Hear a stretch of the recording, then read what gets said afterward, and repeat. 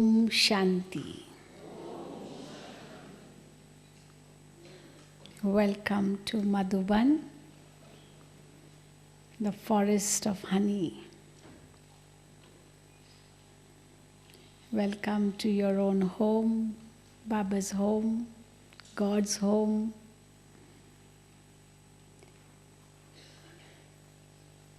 I would first of all like to introduce myself.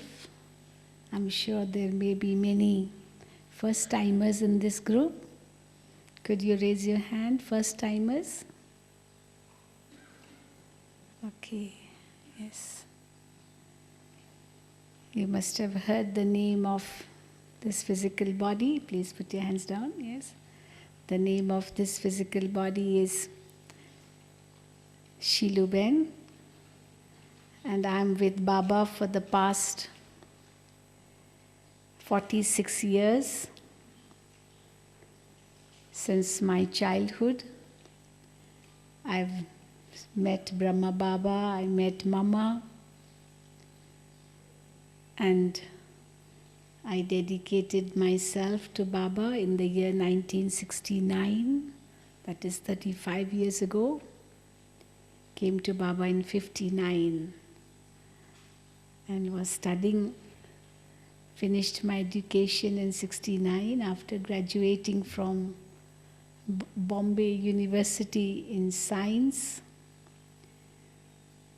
and then I dedicated myself, and after that I lived in many centers for a few years before I went to Africa and Mauritius in 74 and opened centers there in Africa, Mauritius with Vedanti Ben. And since 76, I'm living in the headquarters. So that's nearly 30 years.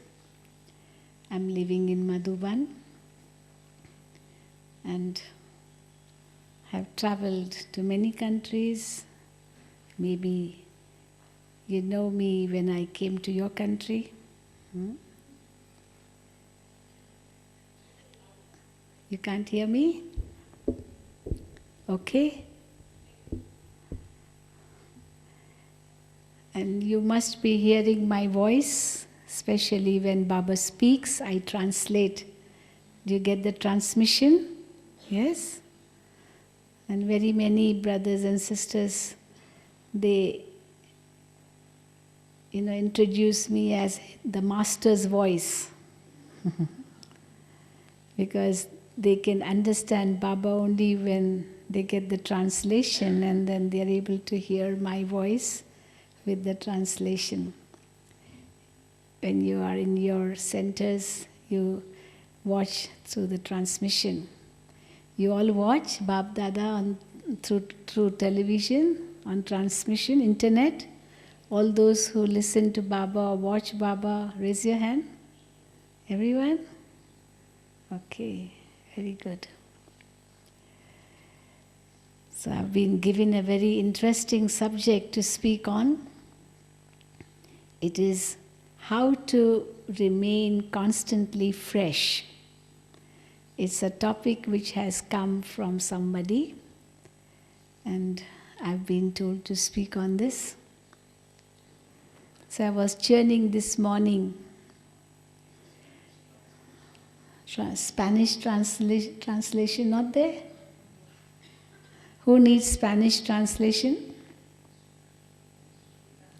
Spanish translation? No, nobody needs.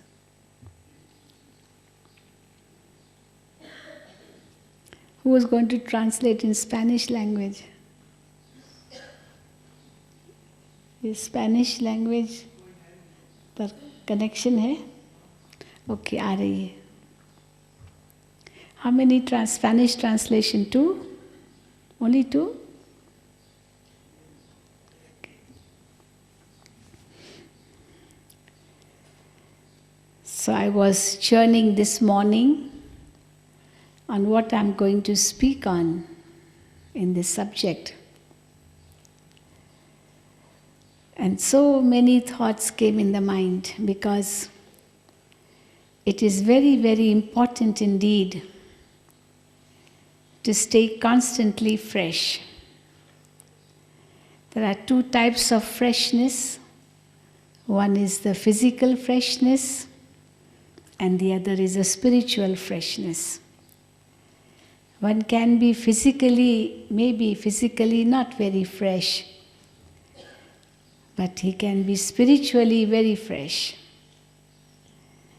And the other one can be physically very fresh, but spiritually not that fresh. So what does it really mean to say that we have to be constantly fresh, physically as well as spiritually?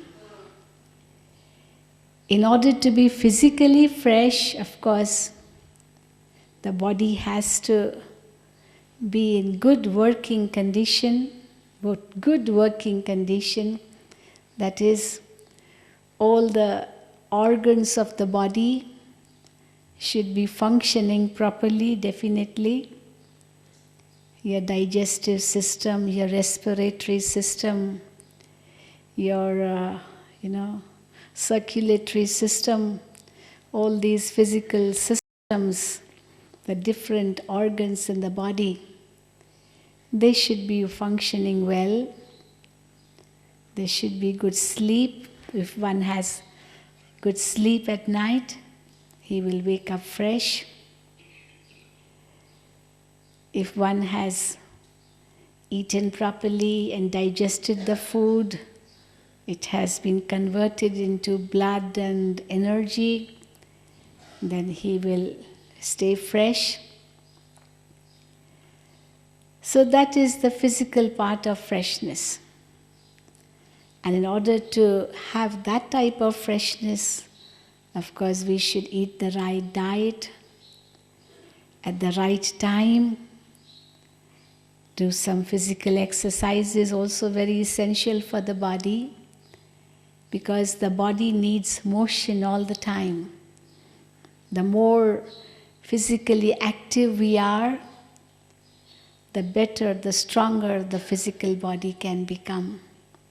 If we are lethargic, or inactive, or lazy, physically, sleeping too much or eating too much, then we can be lethargic, too tired all the time, because the stomach needs time to digest so much food we are eating, and then it needs time to digest. And if we eat more food, then we need more sleep, all these things. You see a lion eats meat, and when it's hungry, it can run very fast to catch its prey. But then after it has caught its prey, it has eaten its food, then it becomes so lethargic, you understand? So lazy. It's the laziest animal you can think of, a lion, especially after it has had a good meal. But one thing I liked very much when I went to one sanctuary in India, Girnar sanctuary in Gujarat. We went to look at the lions, and they were so, sort of having a good time, resting away, sleeping away. We could see them. And our car just passed by them, but they didn't do anything. So I asked the person who took us, I asked him, won't they just jump and run to catch the prey or something? He said, no, they won't, because they've had their meals. They've had their meals and they will not even want to get up. Because they eat meat and then it takes time for the meat to digest. It's not so easy to digest. In order to digest, they need good sleep, they need good rest, and therefore they become very lazy. And they will never want to go for another prey if their stomach is full. This was one thing which they said. So even if human beings walk near them, they will not go after them. So I said, that is good. At least they are better than human beings in a way. So he asked how they are better than human beings. I said, see, a human being, if he finds his enemy is in front of him, he will shoot him, he'll kill him, and allow his blood to ooze out, which will be of no use to him also. The enemy's blood will not be of use to me, even if I kill him. But human beings are so bad. They won't eat the dead body's flesh. They won't eat it. But they will not feel anything in killing their enemy. So we see that human beings are after human blood, but they don't drink that blood, they don't eat the flesh, but still they want to kill. And see, animals, even the most ferocious of animals, the lion, will never kill if its stomach is full. So this is what I told him. Because he said it, no, he will not get up because his stomach is full, he has had his food. So I was comparing with human beings. A lion will never be afraid of another lion, never. Will a lion be afraid of a lion? I don't think so. But human beings are afraid of human beings, aren't they? I see somebody, I'm so frightened of that person because I'm afraid he may do some harm to me. But a lion will never be afraid of another lion, of his own kind. So this is what we say, humans have become worse than a beast. Leave us, we don't say animals are better off. But humans have become worse than beasts. That would not be an exaggeration. So actually, if my digestion is proper, everything is functioning properly, in Hindi we say, kam khao or gum khao in Hindi. Kam khao means eat less.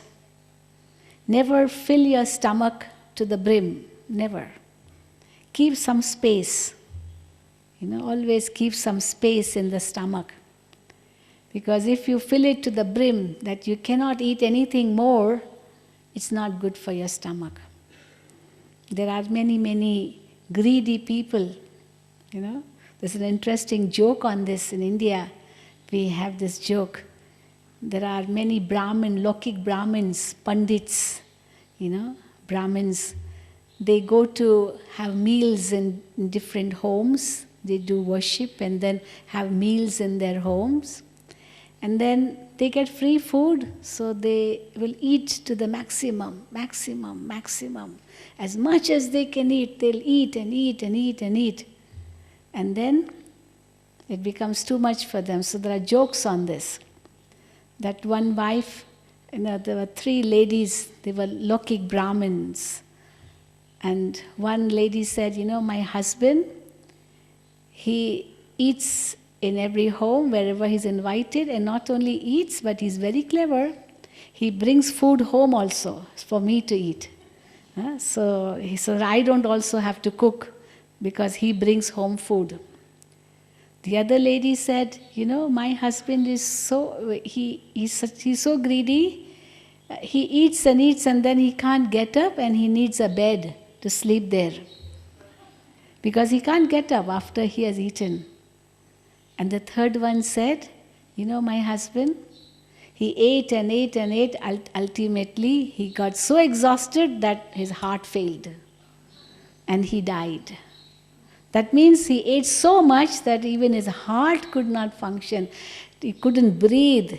His lungs couldn't function. His heart couldn't function. And he died on the spot because he ate too much.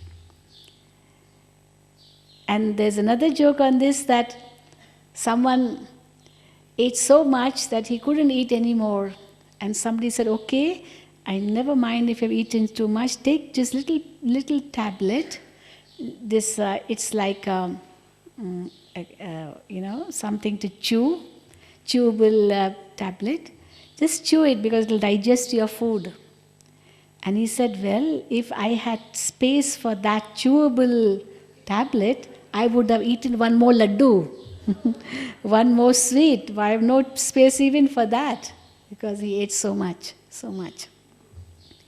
So this is what happens with some people because of greediness. And therefore, we say in Hindi, kam khao, eat less, kam khao, eat less, and gum khao. Gum means sorrow. So if somebody is giving you sorrow, okay, forget it, let go. That is, just face it happily. Don't be affected by it. Just go beyond it. So say kam khao and gum khao. So physically, if we want to remain fresh, the food should be digested properly. In order to get it digested properly, some space is always needed. So some vacant space. So don't fill your stomach to the brim, otherwise it will never be fresh. And secondly, on an empty stomach, do some stretching exercises, very important. That will keep you very, very fresh. Because the body needs stretching, the nerves, they need to be stretched. Then you can stay fresh. And the other is spiritual freshness. So let us come to the main subject, because that's what we really need to be. Spiritually fresh. Of course, for physical freshness, there is so much in the world to be said, and people do mention it. We won't talk about that here. But then what is spiritual freshness?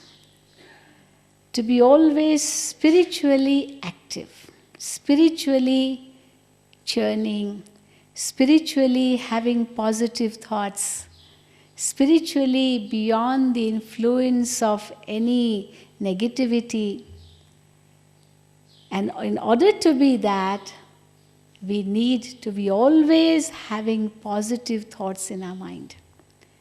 Because usually it is seen that whenever we have negative thoughts in the mind, immediately we become so heavy.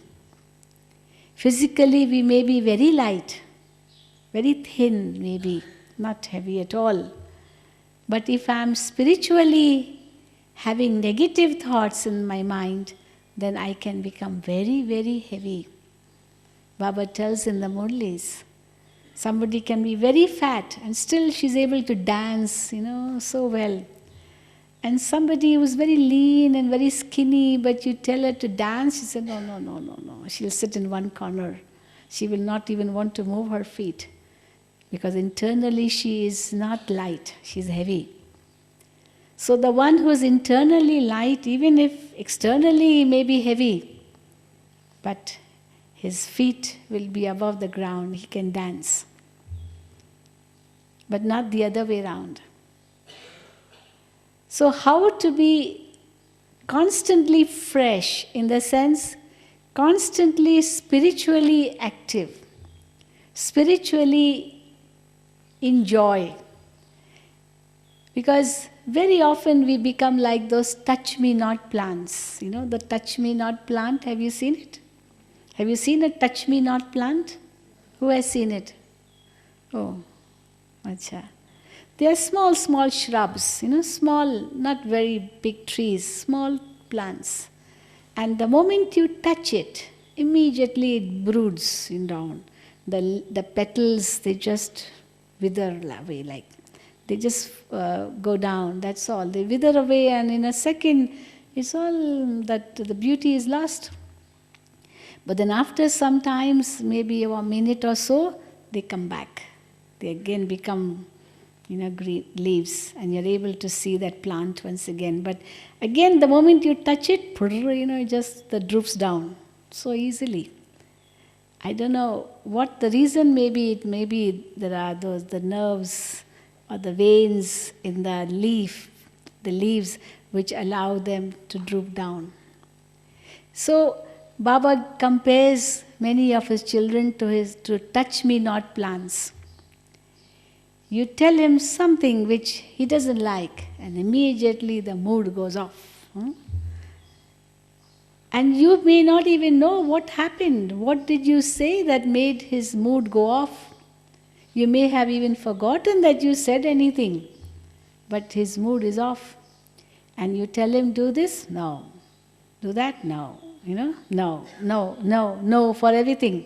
Because he has become mentally, spiritually heavy. When something is very heavy, it can't be picked up, no? It needs a lot of energy to pick that object up because it's very heavy. So when one is internally heavy, he's not able to do anything. For everything he'll say no, and Baba very often gives a very interesting word for those who say no to everything. What word Baba gives? Who says, the one who says no, what title Baba gives him? Nastik. Nastik is a Hindi word. So what's the English word for it? Baba says he is like an atheist. The word Nastik in Hindi, which in English means atheist. But atheist literally means the one who does not believe in God. So, who does not believe in God. Now, if he would believe in God, he would also be God-fearing. And above that, he would be God-loving. But if he is saying no to everything, and Baba calls him an atheist, in the sense he doesn't care about anything. He doesn't realize what karmas he is creating. He does not realize what his future is going to be, because his future depends on his present. If his present is not right, what will his future be? What will he, how will he face God? How will he face the fruit of his karmas? How will he be able to progress in life if he says no to everything? Opportunities come, and if he refuses those opportunities, then those opportunities will never come again, because they have been discarded, they have been neglected, they have been not given respect. So if you don't give respect to somebody, why will he come to you again? You go to someone's house and he doesn't respect you. He ill-treats you. He tells you bad words or anything which are not good. Why should you want to go back to him again? You don't have to. You have your self-respect. So if opportunities come and we say no, that means we are actually disregarding those opportunities. And when we disregard those opportunities, what will happen? They'll never come back again. And then we will repent, we'll have to regret for all that we have lost, because we did not take a chance when the opportunity came. And why we said no, or why we did not take a chance? Because we were internally very heavy. Supposing someone comes to the center and you are just there, and your teacher tells you, would you like to just attend to this person, and would you like to give him a course? And you're very good at giving courses, very good. But you may say, no, my stage is not good today. I will not give. Okay, today you refuse. And tomorrow, if another opportunity comes, your teacher, your center in charge, maybe she will think twice. She will think whether to tell you or not to tell you, because maybe you'll say no again. And therefore you lose that opportunity. But you may give the excuse that why did I say no? Because my stage at that time was not good. That's why I didn't want to do service, because if my stage was not good and I gave gyan to that person, then that would affect him too. It would not be service, it would be disservice. And therefore you may say, I don't want to give gyan to anybody because my stage is not good today.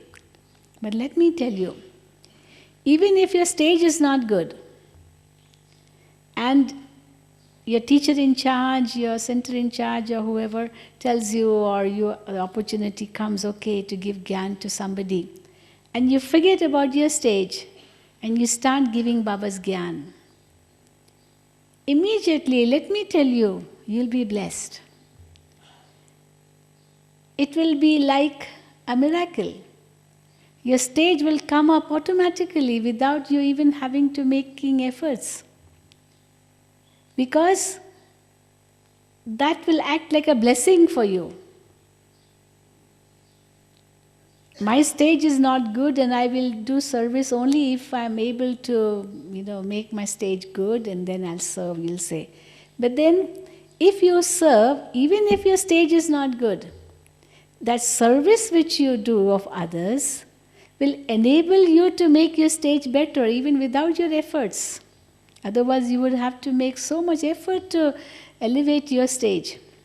But because you did service and you got the blessings of that service, because at that time you may have the thought, you should create the thought rather, Baba, this child is yours. So you're remembering Baba at that time. This child is yours, Baba. He has come and you have sent him. Okay, Baba, I'm an instrument serving this soul. Baba, you work through me. My stage is not very good, but you work through me. And you have to serve this child. And you surrender yourself to Baba. And Baba will do the rest. And that soul will be served so well, he may get such a good experience through you. He may even come and praise you and praise and tell others also about how good you were. And you may wonder, oh, at that time my stage wasn't good. How did I do this service? Then you realize it wasn't me, it was Baba. It's true, it was Baba. Because Baba gets his work done somehow or the other. If he won't make you the instrument, then somebody else will become the instrument. And therefore, even if the stage is not good, but you are given a chance, an opportunity, never miss it, never lose it. Maybe it will not come again. So, Baba keeps on telling us, children, you have to be mentally, spiritually very, very light, come what may. It may not be giving gyan to someone, but it could be any other service. Serving through actions, serving through thoughts, serving through words. We serve in all three ways. So, in order to be spiritually fresh, we have to keep in our mind that you are only an instrument. Only an instrument. It's very important. Why do we become heavy? The first thought which comes is, I am doing it. That makes us heavy. It's becoming heavy in both ways. I am doing it, and therefore I should get the result, or I cannot do it, and therefore I cannot get the result. Actually, both are wrong. I am doing it and I should get the result is wrong. And I cannot do it and therefore I will not get any result, even that is wrong. Why both are wrong? Because I'm not doing it. I'm only an instrument.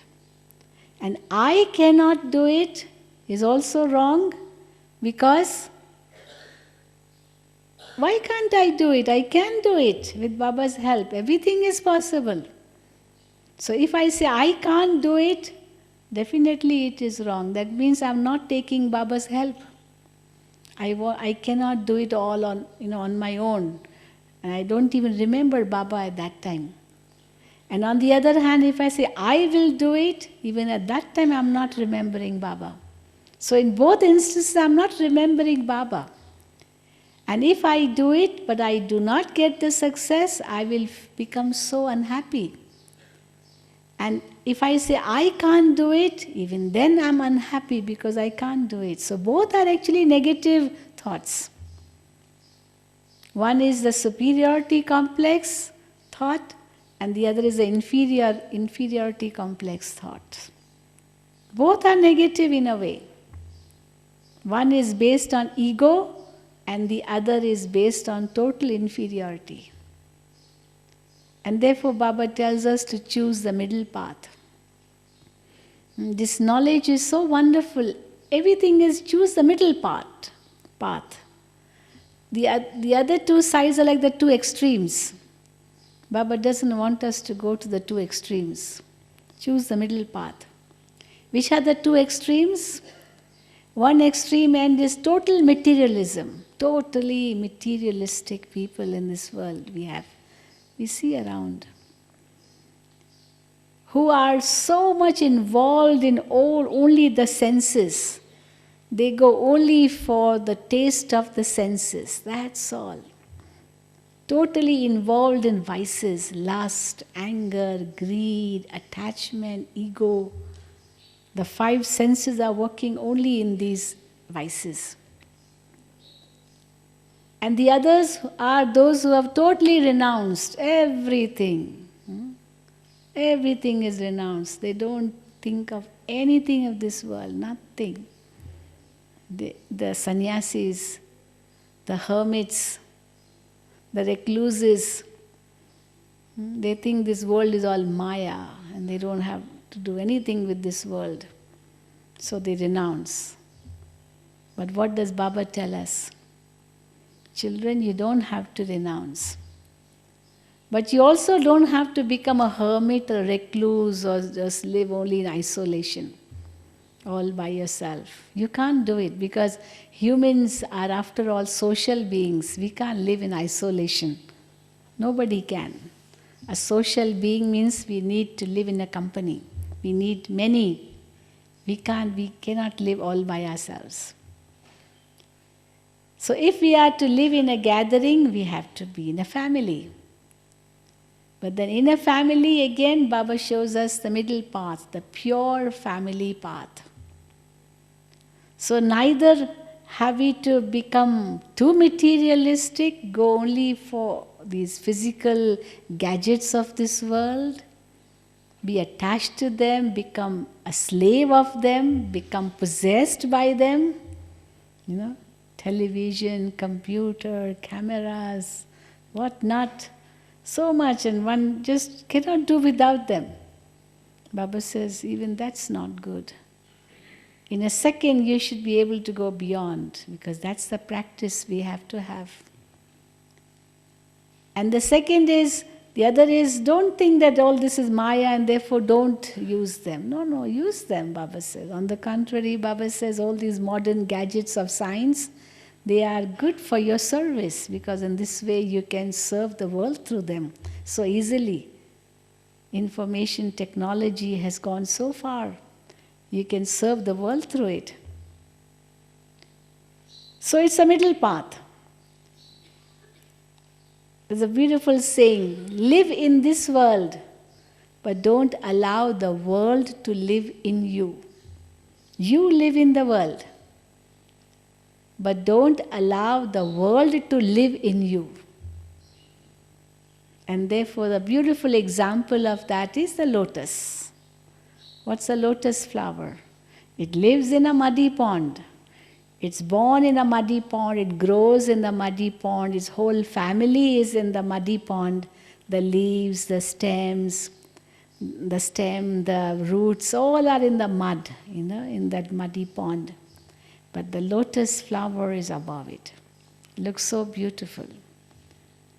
And you must have noticed that portion of the lotus which is above the water, only that portion is used for worship. You will see it in the hand of Vishnu. They also show to Buddha. I saw somewhere, to Buddha they offer lotus flowers to Buddha. Only that portion, the portion which is above the pond, in the water of the pond. So we can see that only that portion is surrendered to God, because God wants the pure thoughts from us. He wants us to surrender to Him in a pure way, not as impure beings, but we are pure children of the purest Father. So that consciousness is necessary again and again to bring in our mind, because unless we have that consciousness, it may be difficult to stay fresh. Even in a computer, the computer can get confused because you are clicking in too many places and the computer may not know what to do. It can just hang, it gets hung up. Or sometimes it does not know what to do, it's so confused, so then you have to refresh it. There's a refresh button, and you have to just press that button, refresh, and everything comes back to normal once more. So many thoughts in the mind, and immediately that confusion can make you so heavy. But then you need to refreshen yourself in order to be active once again. Otherwise, it will lead you to sulkiness, it will lead you to withering away, like a flower withers away, or it can lead you like to the touch-me-not plant, drooping down, and immediately the freshness is finished. You will not want to do anything. It's like a stage of hopelessness. You will tell yourself, I can't do anything. It's not possible for me to do. It's too much for me. All these thoughts keep coming. And the result is hopelessness. And if once this hopelessness comes in life, it may be very, very difficult to really be back on your own feet. It's like breaking a bone.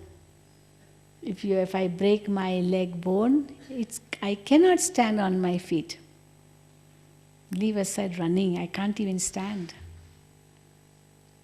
So in order to remain fresh all the time, we have to pay attention to our thoughts. And that is why Baba has very lovingly told us, children, there are two words which you should never forget, come what may. Not and dot. These two words allow me to become fresh once again. Not and dot. N-O-T not and D-O-T dot. Because if my mind is going in a negative way, and thinking negative things about people, about objects, about places or situations, circumstances, whatever. And I do come to know that this is happening. Immediately say to yourself, not, no. I'm not going to think that again. I'm not going to. That's also one break. It's a break. It's a form of a break where you stop instantly. Nowadays they have, in every car they have power brakes. The car stops instantly. It doesn't stop after 2 seconds also. Just at that very moment it stops. You just apply the brake and it stops. So my mind should be able to stop that thought at that very moment. And therefore we need to have a very powerful brake. Power brake, that's what it's called. And the other word is dot.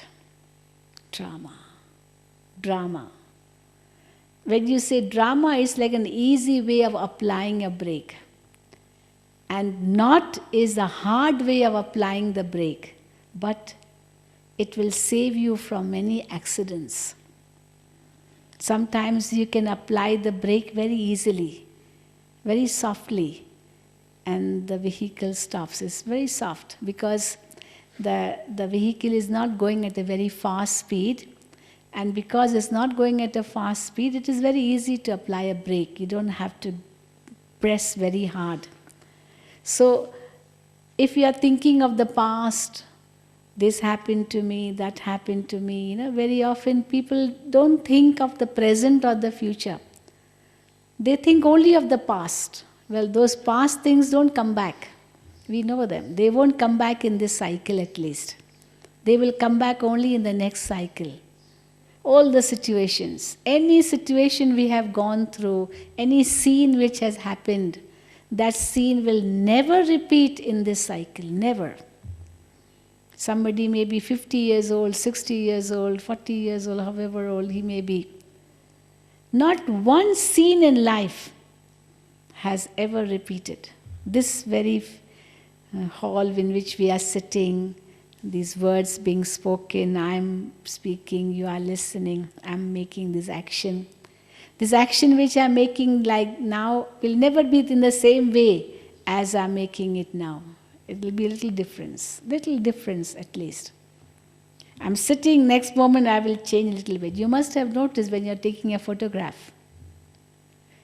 You may take photograph every second maybe, but still, little difference will definitely be there. Action is here, and then so the face will change, the neck will change, a little bit. The change will definitely be there. So no two scenes are alike. And therefore, why do we think of what happened in the past? But the mind is so used to thinking of the past, and that makes us heavy.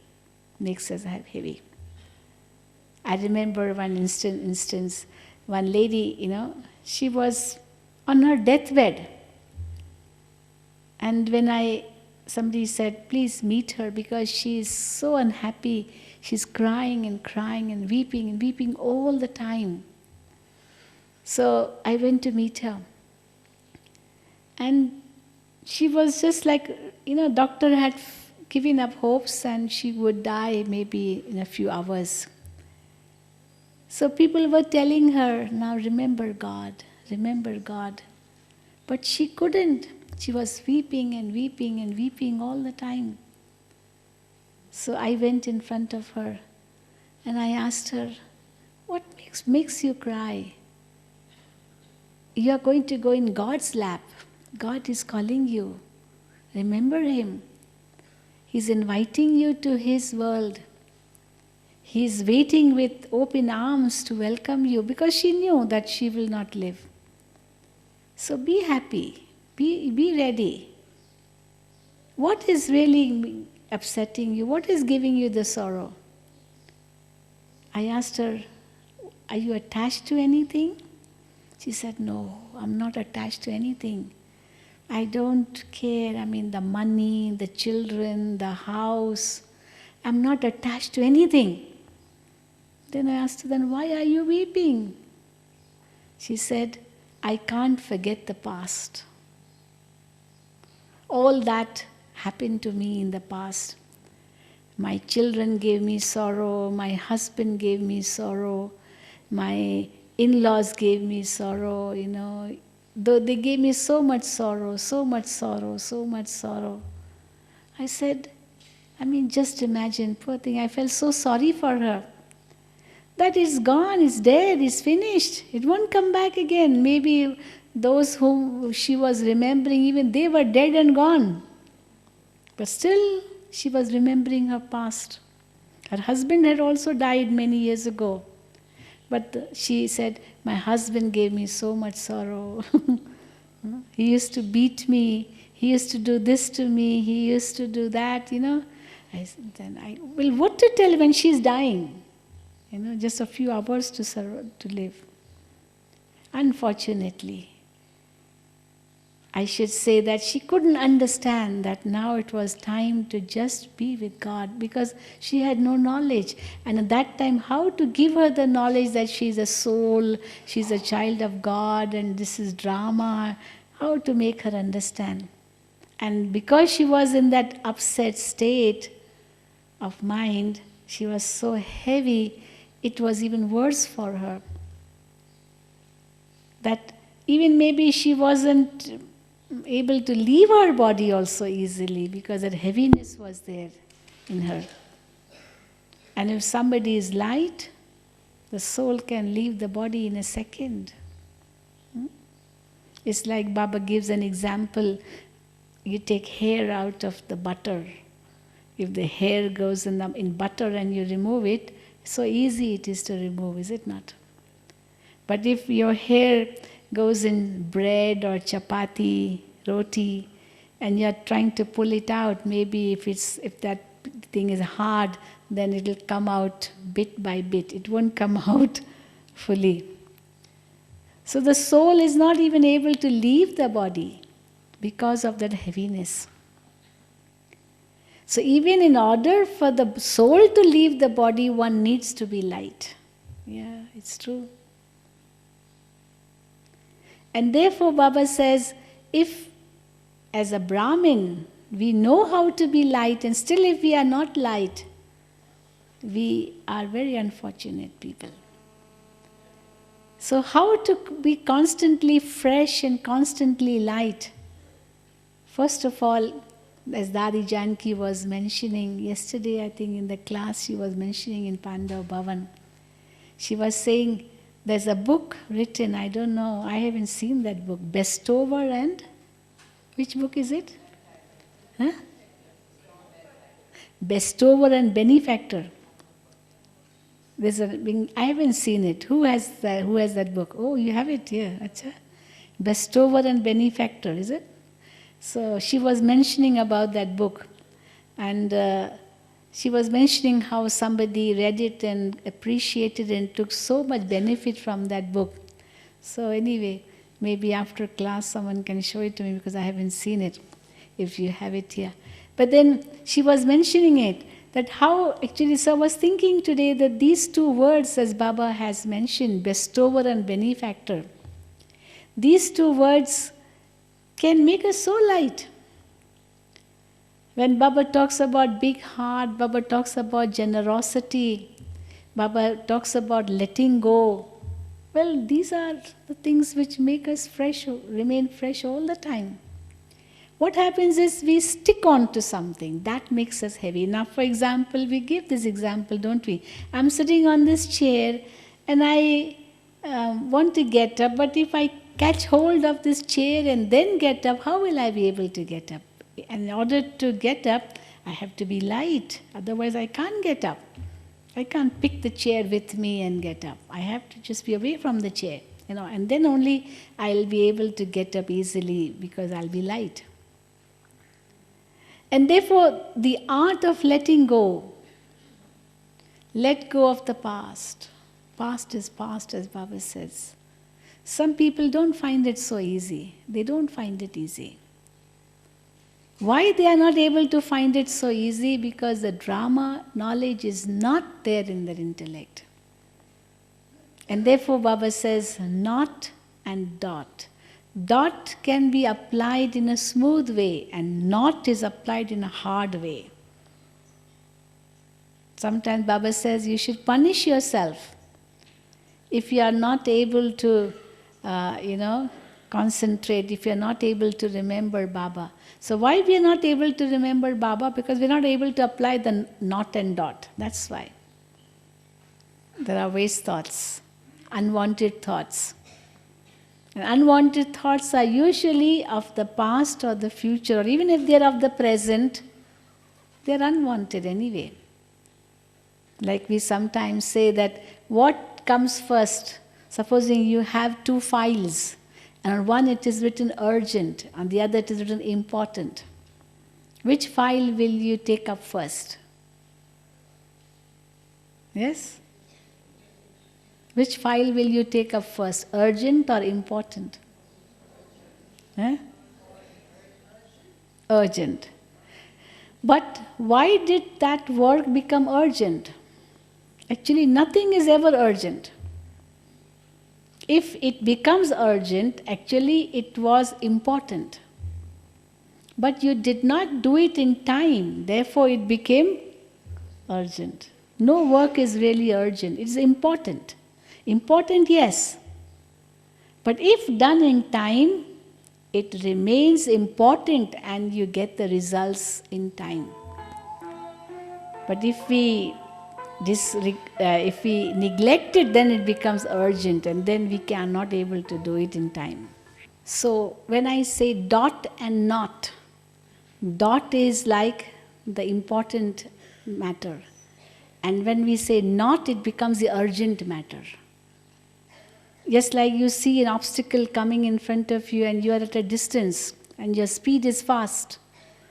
A good driver will slow down, use his brake and slow down without having to apply a very drastic, strong brake. But slowly he will keep on lowering his speed and then he'll be able to come to a standstill where the obstacle comes, or he'll be able to cross over without even he be affected by the obstacles. So that's what Baba says, either use the drama. In the stage of a drama, what we do is, we are able to apply a full stop to the past. We are able to lessen our speed of waste thoughts gradually, gradually, gradually, gradually, and then go to the positive side easily. But if we are not able to do that, then we need to have a drastic knot. But if these two again are one side of the situation, the other side of the situation is the positive side of the situation. As Baba says, Bestower and Benefactor, that's a positive side of a situation. Like Baba gave an example once, if somebody is cursing you, somebody is speaking ill of you, somebody is defaming you, now what will you do? It's definitely some bad karma with you, definitely. So in order to finish that bad karma, what you have to do is not defame him back, not curse him back, not speak ill of him back, because that will only increase the karma. Instead, what do? You think good of him. You speak good of him. You become helpful to him. You start praising him. He has been speaking ill of you, and you start praising him. Can you do that? Can you do that? This is called generosity. This is called bestower stage. This is called benefactor stage. Don't take revenge, but change yourself. So when it is said, don't take revenge and change yourself, what does it mean? It means he may be having waste thoughts about you, or speaking ill of you, whatever, but you think good of him. Change yourself means your thoughts should be good about him. You give him the blessings. He may be cursing you. And if you bless him, then that curse will not affect you. It will not affect you. Just like in the olden days, the soldiers used to carry a sword in one hand and a shield in the other hand, and they used to wear an armor. So the sword was meant for attack, but the shield and the armor was meant for defense. So if an enemy would be a little bit far away, they would run and hit the enemy. But if the enemy was too close, then they had the weapons of defense. The shield they would put in front, so that the other enemy's sword would not be able to hit them. Or even if it did hit, they had the armor on and they would be saved, protected. So one weapon for attack, but two weapons for defense. So to be on the defensive side, you don't have to be always on the attack side. You can be on the defensive side too. That will save you. It will help you much better than to be on the attack side. And the result will be that no karmas will be created. You will be only finishing off the past karmas. Like they show, in the battle between Ram and Ravan, or the battle between Krishna and Kans, or the battle between devils and the gods. They always show that the devils used all their weapons, used all their impure methods of attacking, but the deities did nothing. Ram did nothing. Krishna did nothing when they show the battle. On the contrary, with their power, they just defended themselves, so that the result was those attacks which they were getting did not affect them. And the result was those enemies or the devils who were attacking, their power finished because they used up all the weapons. And the deities used the defensive side of keeping themselves protected and safe. And when all the weapons of the enemy sides were finished, then they used their attack and finished the enemy. So that was the method. Like somebody uses a missile and the other one uses the anti-missile to cut off the missile. And make him use all his missiles, and so that his missiles finish. Because with my anti-missiles, I'm able to cut off the missiles. And then when all his missiles are finished, I use the missile to kill the enemy. So that's how we use it. That's the method. Not allow the missile to attack me, but I use the anti-missile. Like for example, Baba says, if somebody is in a state of anger, what should you do? Not show anger, but on the contrary, be more peaceful, more peaceful. And my peace will cut off his anger. And ultimately, with that, first the peace will be a defensive weapon. And then it will be the attacking weapon. The peace will become an attacking weapon. How? With my power of peace, I will be able to give power to that soul to become peaceful. First, the attack will come to me. But my power of peace is making me defensive, and I'm able to withstand or hold my peace. I don't give up my peace.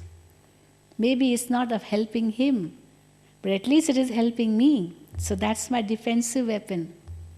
And then when he finishes all his weapons, he gets drained out, everything is over, and then my peace begins to work, and then he becomes peaceful.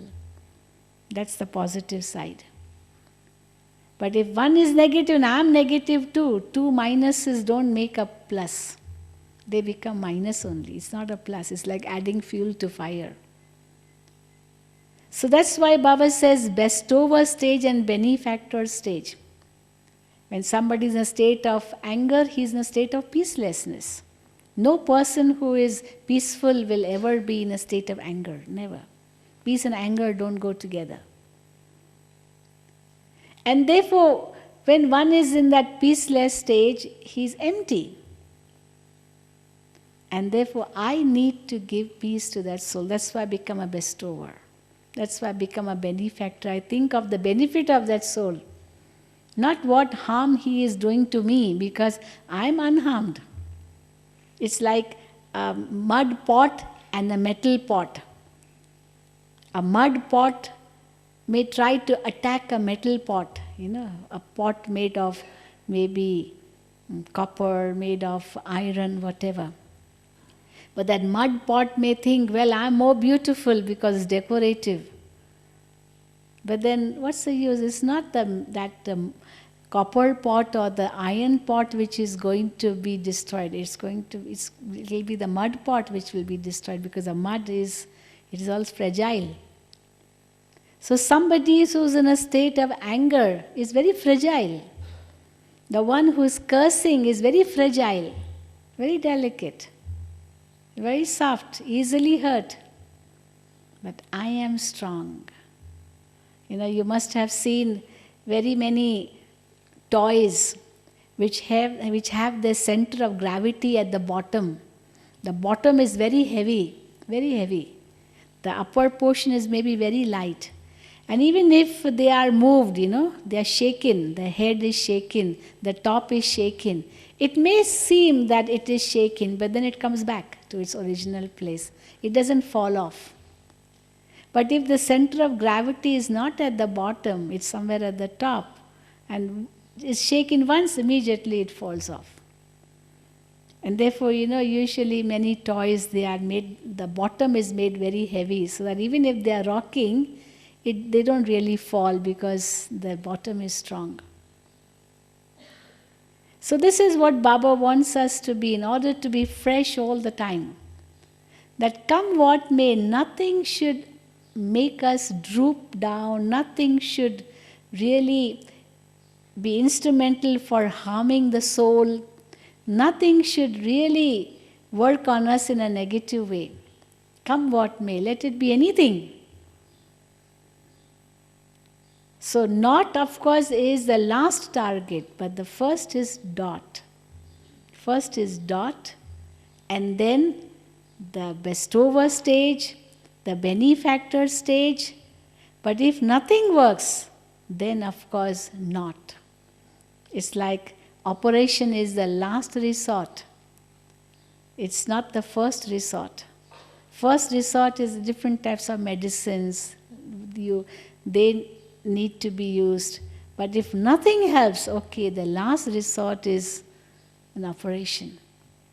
So to be strict with yourself, to be strict in a strong way with the self, that's the last resort. Let the positive side be there first.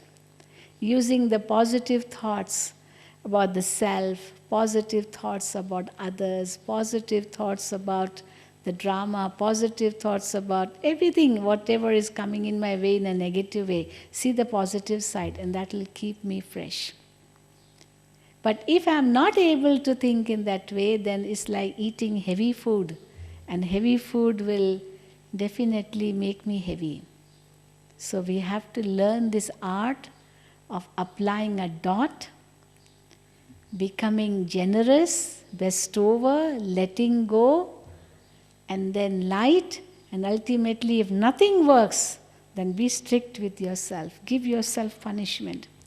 Why did I think like this in this way? Why did I speak like this? Why did I do like this? And give some punishment. What type of punishment will you give to yourself when nothing else works? You know, somebody asked me a question that supposing in Madhuban, someone does something wrong, and what type of punishment does Dadi give? Somebody asked me this question. So I said, well, it depends what type of action he did. If it was definitely against the maryadas, disciplines, principles of the yajna, then of course Dadi may tell him to vacate, to leave. That's a very drastic step. That's a very drastic step. The last step, the last resort. But otherwise, what type of punishment Dadi would give him? Dadi would tell him, okay, today whole day go and sit in Baba's room. Whole day. Keep silence for whole day. Don't talk anything. Don't do anything. Don't do your work too. And no karma yoga also for you. Just sit in one place. Sit in Baba's room whole day. Sometimes Dadi will say, okay, don't eat food today. Yeah, why not? It happens. So whole day in Baba's room or in your room, do studying, reading, don't talk to anyone, don't go to the office, don't go to your department, because Madhuban resident means anybody who is living in Madhuban, having a department, having some responsibility. So just remember Baba, think of nothing else. Just go beyond. And the next day, he is back to normal and he has totally changed. So his punishment is over, he has finished his karma. Yes? So this is what Baba teaches us. So give yourself some punishment. Punishment maybe not in a negative way, but in a very positive way, which is useful for the soul, so that I'm benefited through that. In bhakti, they do a lot. Yeah. You know, why they do so much penance? But Baba says, don't give penance to your body in this way. Not necessary, because this body is very valuable. But yes, spiritually, you can train yourself, you can teach yourself, you can change yourself, you can make a determined thought, you can give a promise to yourself, and that will bring a change in you and make you light once again, and the past will be forgotten. Thoughts about others will be forgotten. What Baba says, parichintan, paradarshan, thinking of others, you know, talking about others. In a second you can go beyond. So this is what we have to learn, because Sangam Yuga is very short, very short. And maybe these few years, I don't know how much more time we are going to get to make efforts. Every day we are receiving so much news of what's happening around the world. Somebody was telling me the other day that this year, now it's October, this year, every 10 days, there's an earthquake in some part of the world. Every 10 days. Because even this earth is becoming fragile now, you know, things are changing. And today they say is full moon, it's Sharat Purnima, it's the day in India, the winter begins from today onwards. It's full moon today. And it's also eclipse day today, moon eclipse today. So they say it is not a good sign. The change of weather and a moon eclipse today.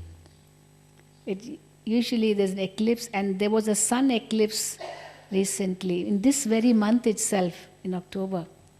So moon eclipse, sun eclipse, both in 1 month. They say it's not a good sign. Everyone is saying the same thing, not a good sign, not a good sign. So it's true, because things are changing. And we have to be ready, we have to be prepared.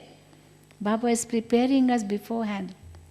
We are definitely very, very fortunate indeed to have met Baba, to have realized this knowledge, to have realized ourselves, to have realized the drama. But whatever happens is very, very accurate in the drama. It's very, very beneficial. There's always an advantage to everything that's happening in the drama. So think of that. And before something happens when we'll not be able to do anything, we need to fill in ourselves, to face that situation. And therefore we have to keep ourselves fresh all the time, come what may. Come what may. Take the opportunity, don't miss any opportunity, don't lose any chances. Don't say no for any type of service. Every moment should be used in a worthwhile way, and you will see how you will fly. And you will be fresh all the time. Many people tell me, "Sister, you have been translating for the past 40 years. Don't you get tired?" I said, "Tired? For what? Tired?" I mean, I usually, in Madhuban, I conduct Raj Yoga meditation camps. So, Raj Yoga meditation camps means to every group which comes, I teach them knowledge about soul, knowledge about the Supreme Soul, knowledge, as you give the course. So I must have given such courses, how many? Thousands and thousands of times. So somebody asked me, "Don't you get fed up of giving knowledge of the soul again and again?" I said, "Why should you get fed up? Because every time you're saying it in a different way. Every time your stage is rising, your inner stage is getting better and better, and you're saying with that consciousness. Why should you get bored?" Baba has been telling us for the past 70 years, "Children, be soul conscious, be soul conscious, be soul conscious." Does he get bored of saying that? And we still haven't become soul conscious completely. Someone once asked me, "Sister, whenever I see you're always smiling, don't you get tired?" I said, "Tired of smiling? Why should you be tired of smiling?" She said, "Whenever I see you're always smiling." I said, you get tired means something different outside and something different inside. Only then you can get tired. It's like you're waiting for yourself to be photographed. And somebody says, "Smile, please," and you're smiling. And he takes time to click, to adjust, and it takes time. You say, "Come on, be quick," because you're fed up of smiling. But should one be fed up of smiling? Shouldn't that be natural and normal part of life? But why do we get fed up? Because it has become unnatural. So to be light, to be fresh, to be happy, to be unperturbed, to be detached, to be loving, this should be so natural in us, not come in us through efforts. This is what is important. Only then we can be fresh all the time. See, in Madhuban, whole year round Baba's children come. Whole year service now. Whole year. It's not just in these months. Whole year, because before Shantivan came into existence, or even before Gyan Sarovar came into existence, it was just Madhuban. Gyan Sarovar came into existence only after 94. So it's just 10 years. Not before that. And before it was just Madhuban. And we used to have programs in Madhuban. Madhuban was so small, but we used to have so much of free time. July, August, September was free time for us, and we used to go traveling, to different parts of India, even abroad.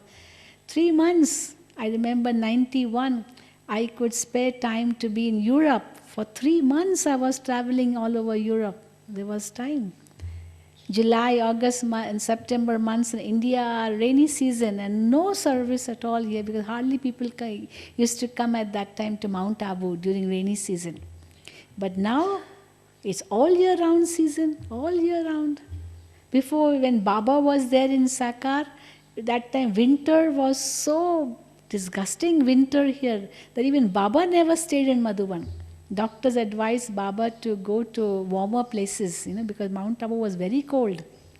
So Baba used to go to Bombay because Bombay is near the seashore, so near the sea. Therefore, it's always very, it's same weather throughout the year. It's no drastic changes. So Baba used to go to Bombay in December, January, February. He never stayed in Madhuban. So Madhuban was empty during those months because Baba was in Bombay, Sakar Baba. So no service here. Baba meant, when Baba was here, it was service. When Baba was not here, he was somewhere else, no service. So nobody used to come to Madhuban also. But when Baba became Avyakt, then we started having bhattis. Okay, even then, July, August, September, no programs. But now, all year round, whole year, there's not a single day when we say today, no guests, no Baba's children, no groups in Madhuban. Whole year round, some or the other program is always there.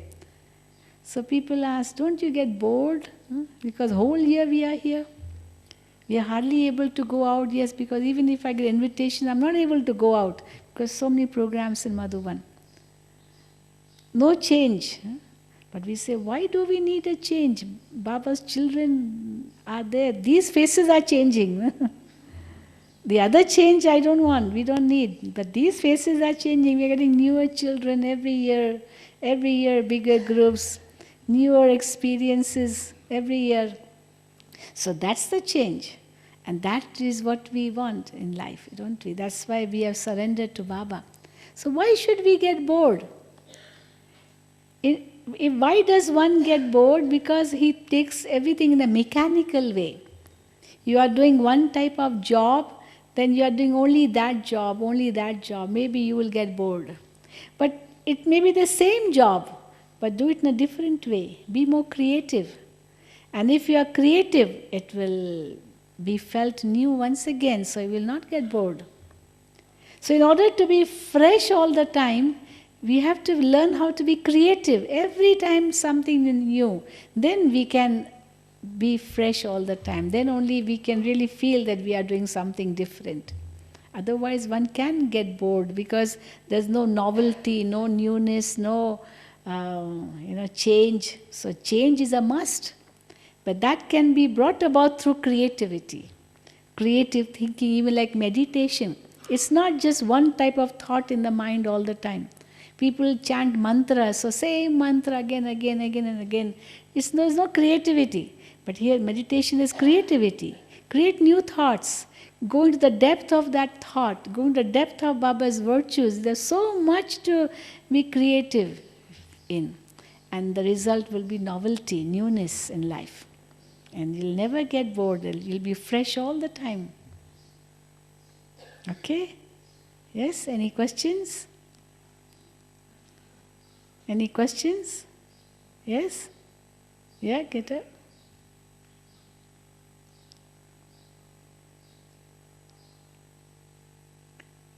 Can you come in the front?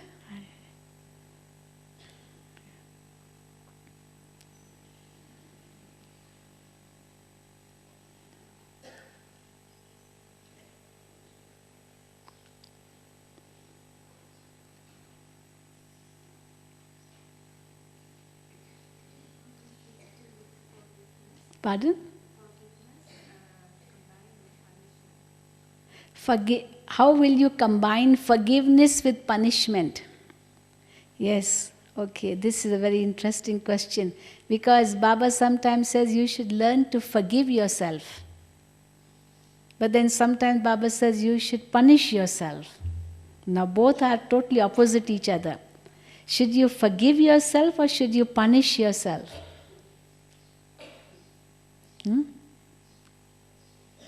Pardon? So it's different for different occasions. On some occasions you should be able to forgive yourself. Because very often we are not able to forgive ourselves. If I do something wrong, oh, I have done this wrong, I have done this wrong, I regret, I feel so sorry, I just can't forget it. I can't forget it. Even if I want to forget, I can't forget it. So at that time you have to learn to forgive yourself. I forgive myself means if I have done something wrong, I should be able to give a full stop by saying, okay, never mind, I have learned a lesson from it. I will never do it again. Okay, Baba, I surrender it to you. I have learned from it and I promise you, Baba, I will not repeat it. And okay, Baba, you forgive me. Okay, I've forgiven myself and Baba, you also forgive me. Never mind, tell this to Baba. And give it a full stop. Okay, drama, I learned a lesson from it. This is called forgiveness. The other is punishment. Supposing you are thinking ill of somebody else. Forgiveness is for the self. It could be for somebody else also. You know, others you can forgive very easily. It's not difficult to forgive. If you have a generous heart, you can forgive very easily. Okay, doesn't matter. Forget it. I forgive him. You're able to let go. You forgive somebody else. But sometimes it's easy to forgive but not forget. You can't forget it. Forgive you may, the other one. But forget you cannot, because you keep remembering, oh, he gave me so much sorrow. Maybe you didn't give him sorrow back. That means you forgave him. But you can't forget it, and therefore that gives you the sorrow. So we have to learn this art of forgetting also. In order to forget, we need to punish the self. Now, how do I punish the self? Punish the self means that I tell Baba, Baba,